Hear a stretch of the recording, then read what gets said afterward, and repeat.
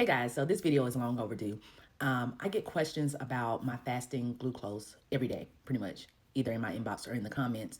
And I've been hesitant to address it because we're all so different. I never want to be that person that comes on here and tells you to do A, B, and C to see your numbers improve, because the truth is that that's not always the case, right? But what I can do is talk about the things that I've done that have helped me along the way. So when I was first diagnosed, it was almost a year ago. It'll be a year ago next month. My fasting was around 120, between 110 and 120. And while that's not high, I don't think it's high now. I see the grand scheme of things a year later. It's not super high, but I did want to get mine lowered because I felt like that would help improve my A1C over time. And so I looked up things like Dawn Phenomenon and what people were doing. This should go without saying, but I have to say it. I am not a medical provider nor a medical expert in any way. But when I did my research on Dawn Phenomenon, from my understanding, it was our body's way of protecting itself when we wake up. Make sure we have enough sugar in our body to go about our daily routine. And it's based on what your body is used to. So that's why you can say, oh, I opened my eyes and I was at 80, but as soon as I put my foot on the ground, it went up to 120, 125, 130. Because your body wants to make sure, it's actually very smart. It wants to make sure it's providing you enough of what you need to get your day started. So my thing was, how can I get my sugars to a level consistently to where my body will get used to the lower levels? And that way, when I wake up, it won't shoot up because it's used to the lower levels now. So that was my first approach. Like, how do I do that? And after doing more research, I found that some people have a small snack at night to kind of keep their body energized throughout the night, so your body doesn't feel like it's starving when it wakes up the next day and then shoots up and gives you all this glucose that you don't need. And so they were having like protein snacks like cheese and nuts and stuff like that. And I tried that a couple of nights and I wasn't seeing the results that I wanted. That doesn't mean it doesn't work for everybody. I know it actually does work for some people. It just didn't work for me. So what I decided to do was to cut down on the amount of carbs I was eating at night. I found over time, once I started wearing a CGM, which I think is very important, that's another discussion for another day. But once I started wearing that, I started seeing that my insulin resistance was the highest first thing in the morning and later in the nighttime. In the middle of the day, I could usually eat a higher carb meal and it not impact my blood sugar as much as it would in the morning or in the evening.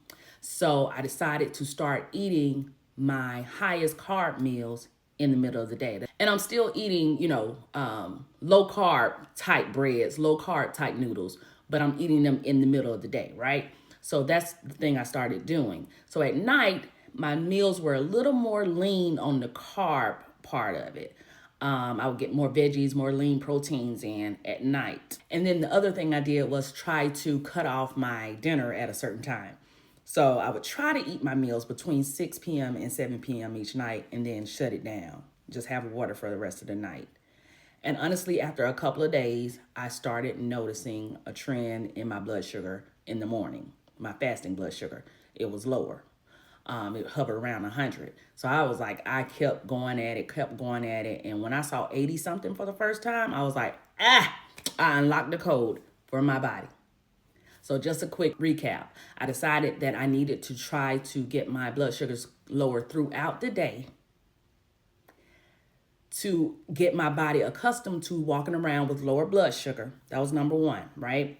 Number two was to find out when my insulin resistance was the highest. And it's the highest in the morning and the evening times. So that means if I'm going to have a higher carb meal, I'll try to have it in the middle of the day for lunch. Number three was I tried to have my dinner before 7 p.m. So those are all the things I did in the beginning, and I was very strict with that. I'm no longer that strict because I do have a better handle on my numbers as a whole. And so now I will eat a few more carbs at night than I would when I first started my journey trying to get my fasting numbers down. I'll eat after 7 o'clock if that's necessary. I try not to eat too late, but I'm not as strict on those rules anymore. The one thing I will do now, again, that didn't help before, is if I do have a higher carb meal at night, before I go to bed, I may have a snack of cheese or nuts or a combination of the two. Because I found that if I do have a higher carb dinner, then that does affect my fasting number the next morning because I don't know. I don't know the science behind it. But if my blood sugar gets higher at night and then I go to sleep and it gets lower, and for some reason when I wake up, it wants to be back high again. That's how Robin explains it. It just wants to go back high again. But I found that having a protein snack just before I go to bed sometimes helps keep those numbers in line the next morning, because my body, it's not a starvation thing, but kind of sort of, you know what I mean? My body just is like, okay, she's feeding me. So I don't have to dump a whole bunch of glucose to make her wake up. She's fine. She got some protein in last night. We're good to go. That's the way Robin's mind thinks. I ain't no doctor. That's my fasting in a nutshell. Like I said, I don't want to be the person to say, hey, do this, don't do this, do this, don't do, because we're all different. And we all have to find the way that works for us. Most importantly, it has to be sustainable for us. So if I say, hey, don't do this, and you really want to do this, then you're not going to stick with it anyway. All right, so that's it. That's all. If you have any other questions specifically about fasting that I did not address in this video, please let me know. Talk to y'all later.